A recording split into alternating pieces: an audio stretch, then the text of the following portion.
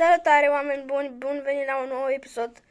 Au trecut deja mulți ani de la ultimul meu videoclip, dar acum revenim cu un episod de Brawl Stars și, sincer, dacă vreți ca în episodul următor să-mi arăt fața, eu aș vrea să facem până în vară 30 de abonați, dacă se poate măcar.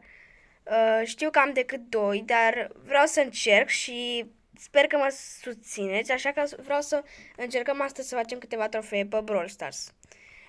Să jucăm deocamdată la Knockout, la mapa aceasta. Să jucăm cu 8-bit.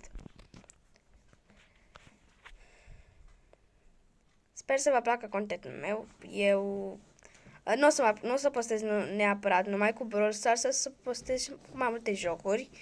Dar primul episod aș vrea să-l postez cu Brawl Stars și chiar sper să vă placă.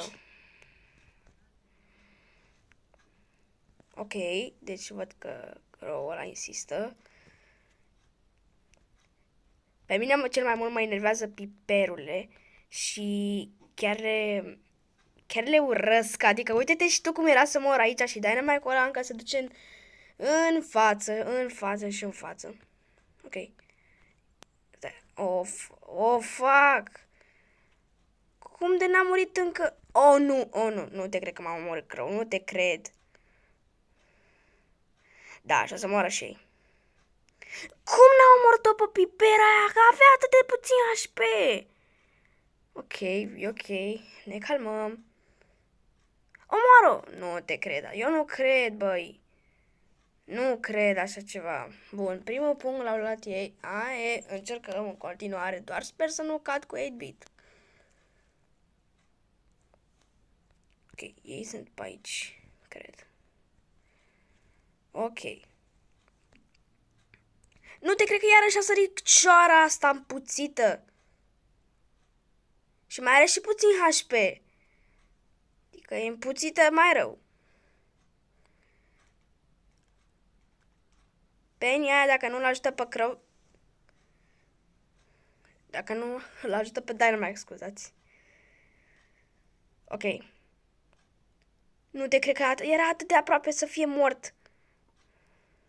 Eu nu pot să cred așa ceva.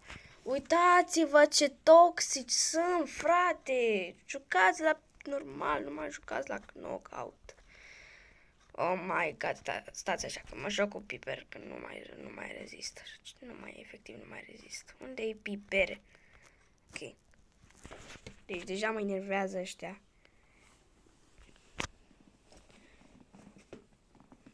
Ia underdogs. Pe măcar iau trofee, deci ok.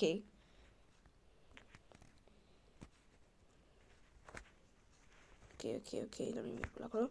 Bum. Mort. Ok.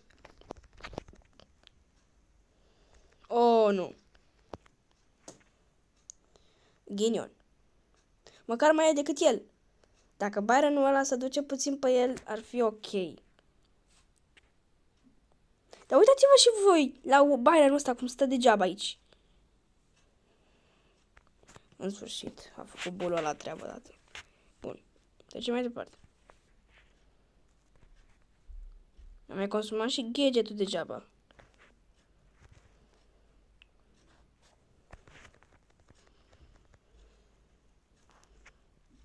Haide.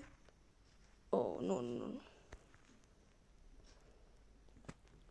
Unde e Byron-ul ăla? Ok. Nu muri! Nu te cred așa ceva cât de... Bine! Mamă, cât bulan am avut să-l nimeresc. Ok. Am luat 12 în total. Mi-am refăcut trofeele, deci sunt calm acum. E ok. Ați văzut ce avem și prin shop. Uite-l și pe Marshall Ruffs.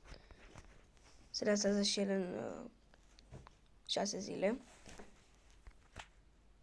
Revenim în continuare cu următorul match, care cred că își prestă să-i batem pentru că n-au niște caractere așa de potrivite pentru mapa asta deschisă. Jessie e aproape moartă dacă nu mai nimerește. Oh, nu a venit Sandy. Ok. Am tras din greșeală. Mersi, mersi, Byrone. Să faci și tu treabă. Ok, uite acolo.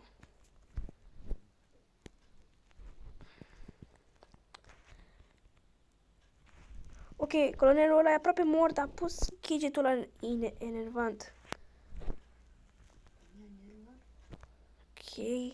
Nu. Câștigăm, fugiți! Nu mai câștigăm că a murit Nani, superb. Ce mult îmi doream asta. Și a murit și Byron! O piper singură! Contra ce să mai facă? Mă apucă toate spumele pe ăștia. Byron ăla e liniștit, de el n-are mă treabă. Vreau să omor pe Si. Să-mi bag picioare dacă mă mai joc eu vreodată cu Piper. Te rog eu omoară pe Jessie aia. El își dă suprema pe el. Repet, el își dă suprema pe el.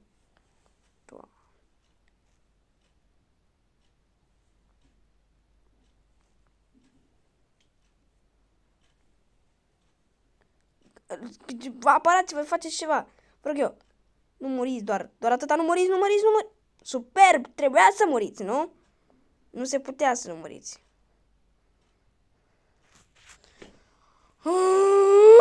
Mă enervează. Și nici nu știu cu cine să mă joc. Scad trofee și... E bine deja. Cu cine să mă joc?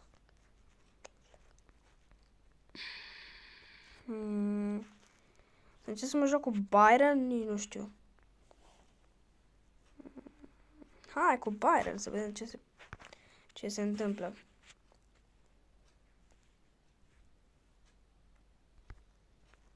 Revenim. Are Sprout. Sprout e cel mai enervant caracter, opinia mea. Oh, no. Yes, l-am omorât. E ok, e bine. Cum nu l-am nimerit acolo? Mă rog. Oh, shit. Și nici n-am dat mult damage. Zi-mi te rog că l-omor. Nu te cred că nu l-am omorât. Nu! Yes! Mamă, ce bulănos am fost acolo. Am dat suprema pe amândoi și am omorât pe amândoi. Nu te cred. Ok. Oh, s-a băgat ăsta în fața mea.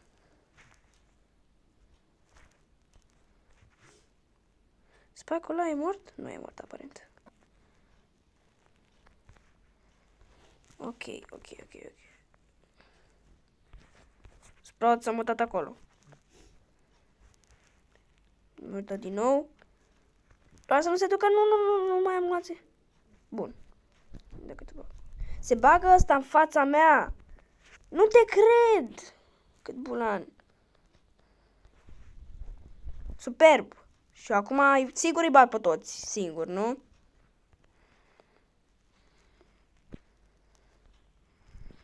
Sigur.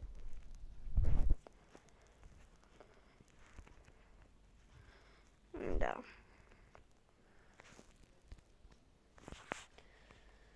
Și scad.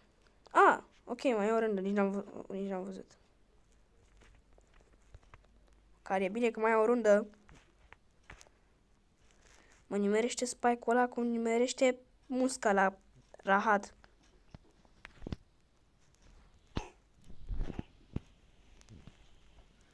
Și Sprout-ul ăla dă cu... Alea, frate, ce mă nervează.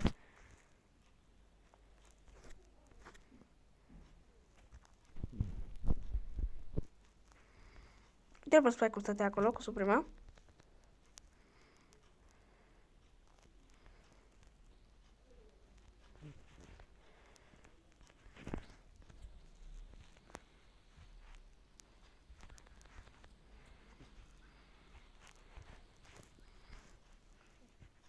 Nu te cred. Cât ghinion să avem. explicați-mi și mie. Vă rog, măcar am câștigat 3 trofee, n-am scăzut mult, să zicem. Ok, deja am făcut videoclipul ăsta de 10 minute. Videoul următor aș vrea să-l facem cu alt joc, dar depinde și de ce vreți voi. Dacă vreți să mai continui, dacă mă credeți că nu sunt în stare să fac nimic, puteți să-mi spuneți și eu nu o să mai fac videoclipuri. Dar puteți să spuneți în comentarii cu ce vreți să mai fac videoclipuri sau dacă vreți să continui cu seria de Brawl Stars deocamdată. Deci eu vă aud, ne vom revedea data viitoare. Nu uitați să dați like, subscribe și share ca să ne strângem cât mai mulți. Salutare!